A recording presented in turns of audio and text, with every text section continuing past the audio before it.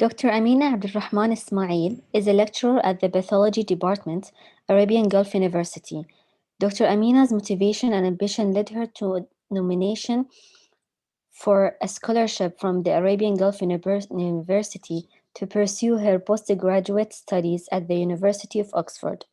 She has been awarded a PhD degree in medical sciences from the University of Oxford in the United Kingdom. She's the first Bahraini that has been awarded a master and a PhD degree in her field from one of the oldest and most prestigious universities in the world, with high entry standards and competitive admission. Please, Dr. Amina, you can start your presentation. Assalamu alaikum wa rahmatullahi wa barakatuh. First of all, I would like to thank the organization team for giving me this opportunity to talk about academic career in medicine. In my presentation today, I'm going to start with introducing you to my PhD journey, and then I'm going to talk about some of the important aspects of academia. I'm going to answer some of the important questions in academia, and then I will talk about application process, PhD program structure, PhD milestones and assessments, and finally the challenges of a PhD. I graduated from AGU in 2011, and then I did my internship at the Bahrain Defense Force Hospital, and I joined AGU as a demonstrator in the pathology department in 2012. In 2014, I started my postgraduate studies. I did a one-year master program and then a 4 years PhD program at the University of Oxford. I graduated in 2019, and then I came back and I joined AGU. So to start with, what is academic medicine? Academic medicine is the branch of medicine concerned with research and teaching as well.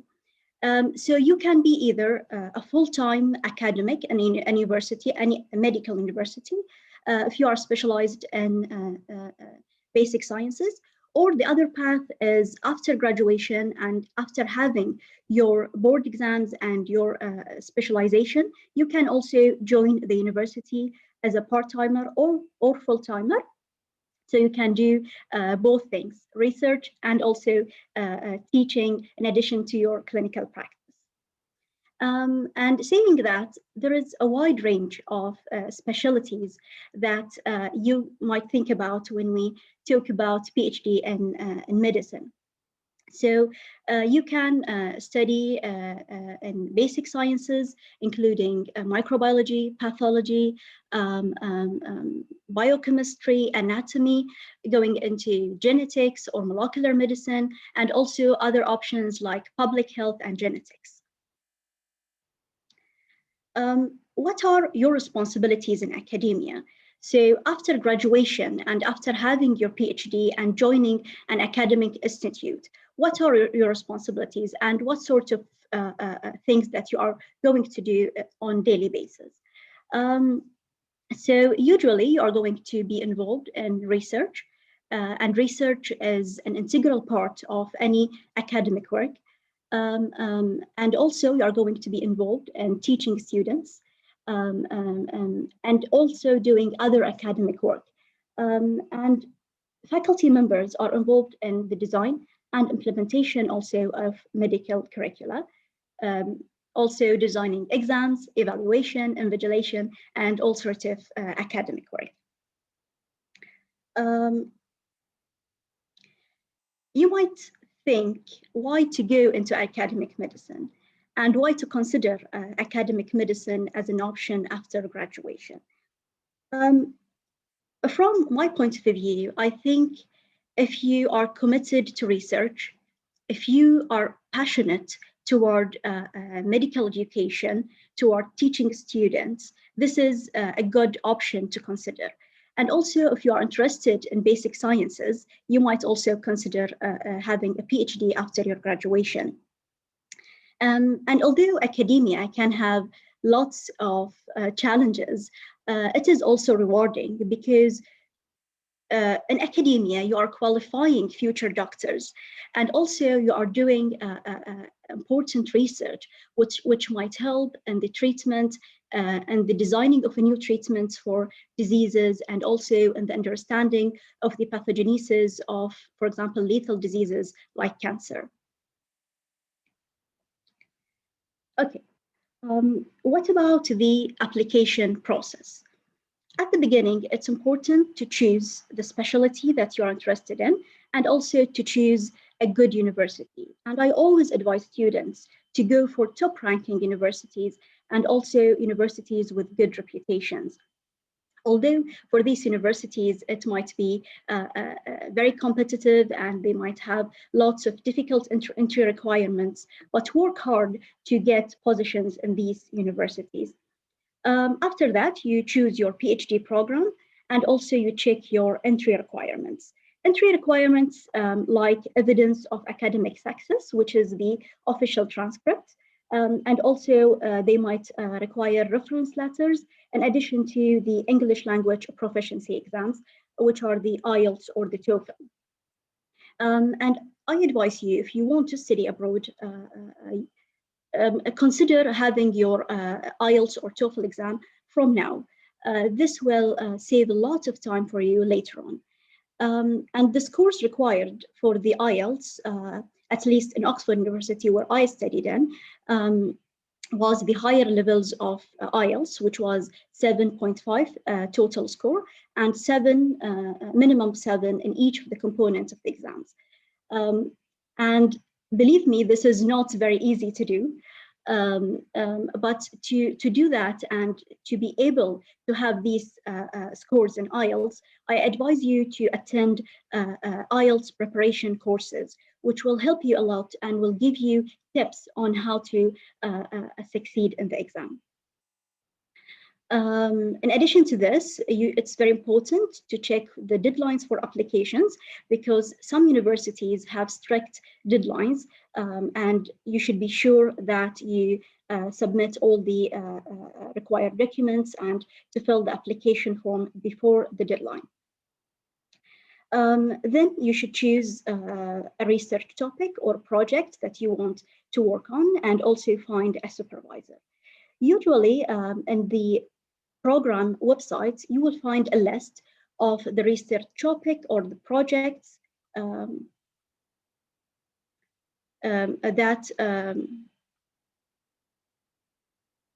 sorry, just 1 minute. Okay, so you'll find a list of the research topics or projects that are offered by the department, and from which you can choose, and you can contact the supervisors directly. Beside that, it's important to check the fees and funding. If you have a scholarship, this will make your life easier. Otherwise, some universities provide some funding for international students, but this is very competitive. After that, you do the application process, and if you are successful, you will be interviewed, and then you will receive an offer. Okay, what about the PhD program structure? In the UK, the PhD programs are between 4 to 5 years, in addition to 1 year of a master program before your PhD program. But if you are doing your PhD in the US, for example, I think the durations are different. For the masters, maybe it is, I think, 2 years, and for the PhD, up to 6 years. Being in the, or when you start your program, you will have your supervisor, and you will have your lab team, or the lab group, which is composed of other PhD students, in addition to postdoc scientists, and also technicians, and you will work together as a team. Your supervisor, or one or another senior member of the lab, will help you on daily basis, and also especially at the beginning, to introduce you to the lab techniques and the lab protocols, to help you to be independent later on. Also, you'll be involved in teaching other students as well, and you will also attend lots of workshops and courses in research methodology, transferable skills, IT skills, and also statistics and other courses that are essential in your PhD. Also, being a PhD student, you will have a thesis committee who you will meet with annually to assess your PhD progression. In addition to this, you are expected to write a progression report, um, also to summarize your progression throughout the years. In addition to this, during your PhD, you are expected to present in seminars and also in national and international conferences, in addition, of course, to publications. What about the most important PhD milestones? This is at least in my university, but I think this is also applied for other universities in the UK. To begin with, when you start your PhD in year one, you are called a PRS student or a probationary research student. By the beginning of year two, you should do a transfer assessment where you are going to present your work, what you have done in the first year, and also you should provide a plan on what you are going to do in the next 3 years. And if you are successful, you will be transferred to be an official PhD student. After that, by the end of year three, you should do a confirmation of a status. Also, it will be an assessment for your PhD progression, and also you should have a detailed timeline on the submission of your thesis. Of course, after that, you should write up your thesis, and then you have the thesis submission, and then you should defend your thesis in the viva. After the viva, you might have either minor or major corrections, and then the final submission before getting your degree. Okay. So what are the challenges of a PhD? I think my colleague, Dr. Reem, talked about some of the pros and cons of academia. So also in PhD, you have lots of challenges. From my experience, I found it difficult at the beginning for the transition between clinical practice or clinical medicine to being in a lab doing experiments and doing a wet lab project, dealing with culturing cells, doing other sorts of techniques like ELISpots, flow cytometry. This was totally new to me because, as you know, in the medical school, we are not doing this sort of work. So it was difficult at the beginning for me to learn all these techniques. So this transition is a bit difficult. So I advise you, if you want to do a PhD in one of the basic sciences, you start from now and try to have some practice and lab work, and also to have some clinical attachment or laboratory attachment. Also, if it is possible to do your election in one of these labs in order to get use of these lab techniques. Also, being in academia, you should keep up with the current research and also to be creative all the time, come up with new ideas, and also write proposals, search for funding. So this is also one of the challenges in PhD. And also one of the things or the challenges when I was doing my PhD is that the experiments you are doing does not work all the time. Sometimes I repeat the experiment twice, 3 times, or 4 times till it works. Although you follow the protocol, you do all the required things, but sometimes things can happen wrongly.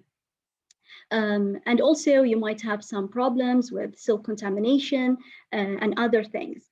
So being in research will help you or will teach you to be patient. And also some of the experiments will take very long time. I used some time to go at 4 a.m. To start the experiment because to finish on time, you should start very early. But I'm sure this is not only in research, this is also in other clinical practice. At the end of my presentation, I would like to thank and express my deepest gratitude to the AGU president, Dr. Khalid bin Abdulrahman al-Awhali, for his motivation and insightful vision, and also for Arabian Gulf University for believing in me and for their generous support throughout my studies.